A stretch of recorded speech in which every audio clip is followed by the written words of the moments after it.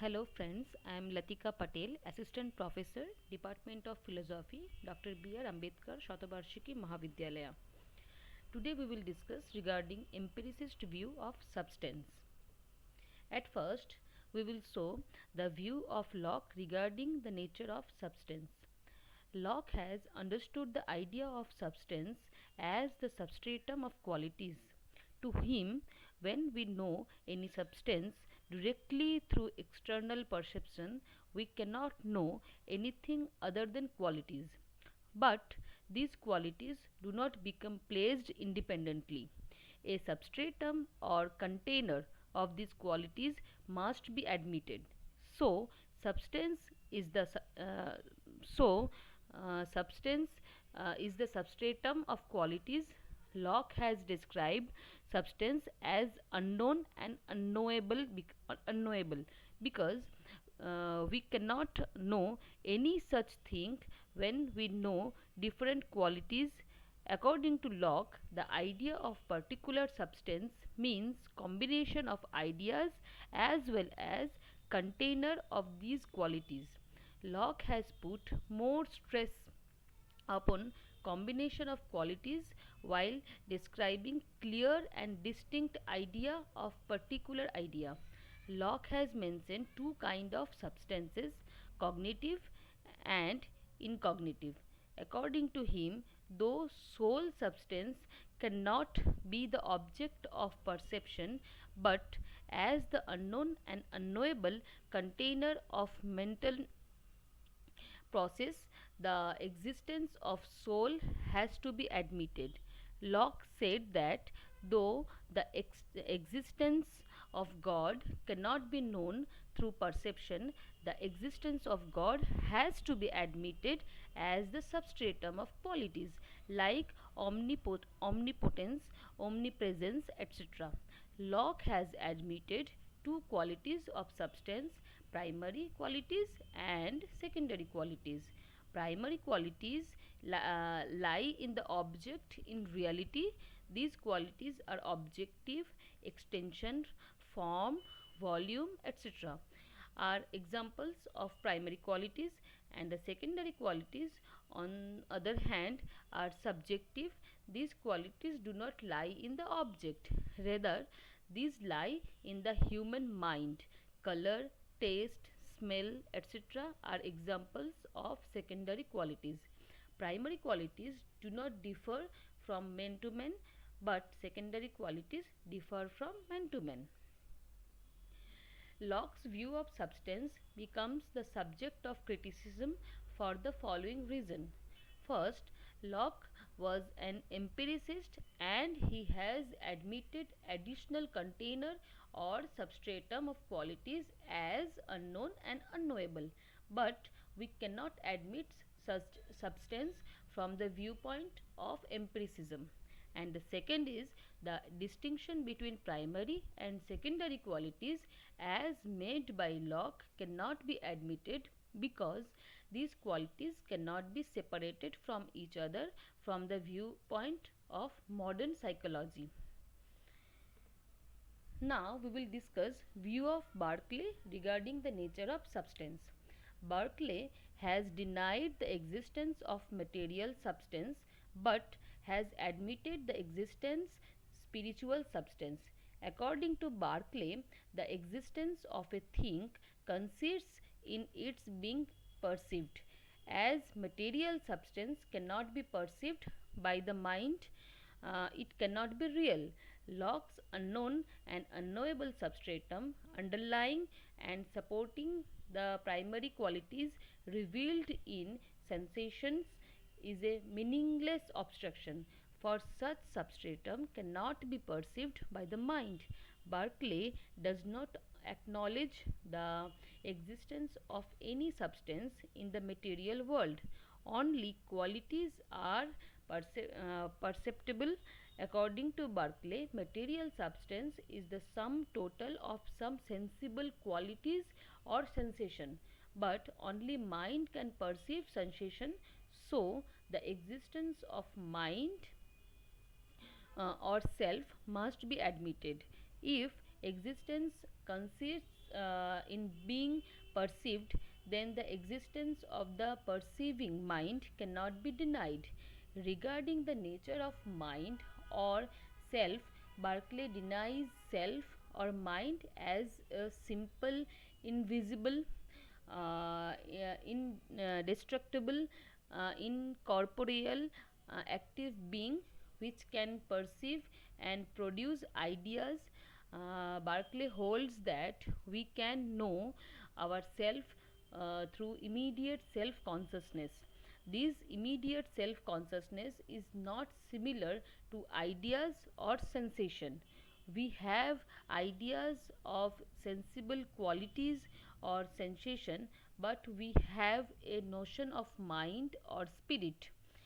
Notion is non-sensuous apprehension or intuition. Mind or self cannot be known as an object.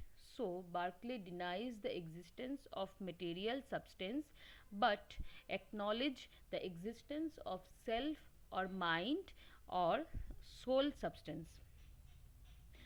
Berkeley's view of substance become the subject of criticism for the following reason. First, according to Berkeley, the existence of everything upon perception, but this view is not admitted by neo-realist philosophers. According to them, it cannot be believed that an object becomes existent only if it becomes perceivable, but if it is not perceptible, then it is not existent. To them, an object cannot be an object of perception as it exists in reality. The existence of object does not depend upon the knower. And the second criticism is Berkeley has not admitted the existence of substance, but he has admitted the existence of qualities. Berkeley has not admitted the existence of substance as it does not become the object of perception. But the explanation of qualities cannot be explained without the admission of substance. Now we will show the view of Hume regarding the nature of substance. According to Hume, sense experience is the only source of knowledge. The existence of anything cannot be admitted which is not known through sense experience. According to Hume, the content of the mind is perception. Hume divides perception into impression and ideas. Impression are the immediate data experience. By an impression, Hume means any sensation, passion, or emotion as it makes its first appearances in our mind. By impression, Hume refers to actual external and internal sensation. An idea is a faint copy of an impression.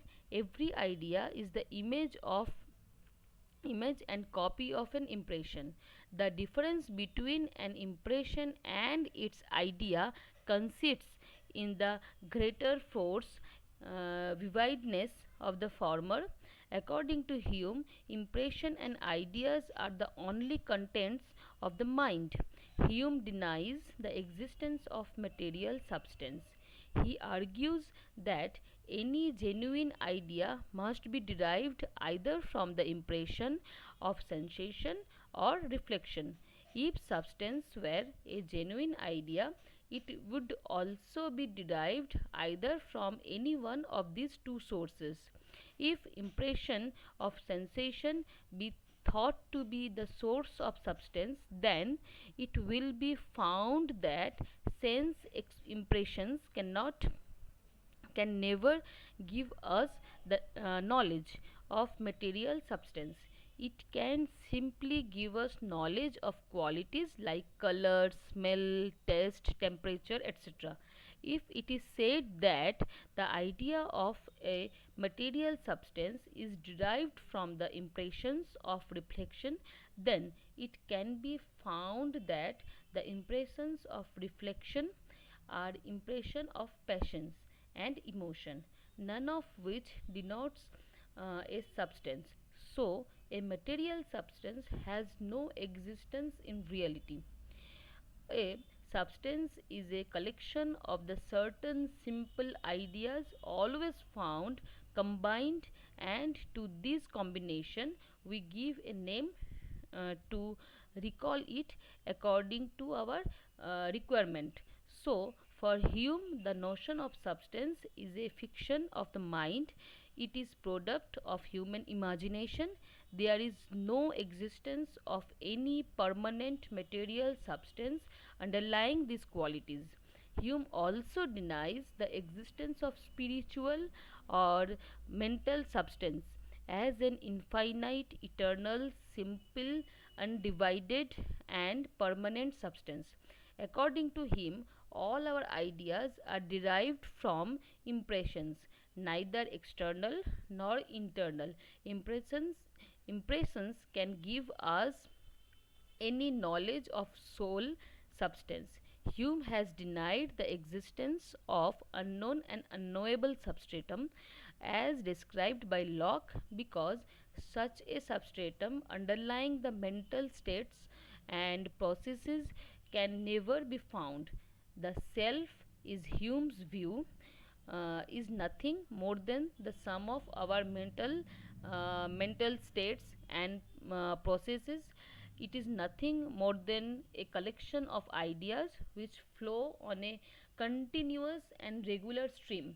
There is no existence of any permanent and abiding soul substance that gives unity among the discrete mental states and processes.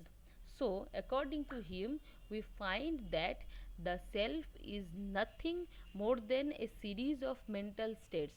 The idea of unchanging permanent self underlying mental states is a figment of imagination. There is no existence of permanent and abiding spiritual substance. The self is the sum total of changing mental states and nothing more. Hume's view of substance become the subject of criticism for the following reason.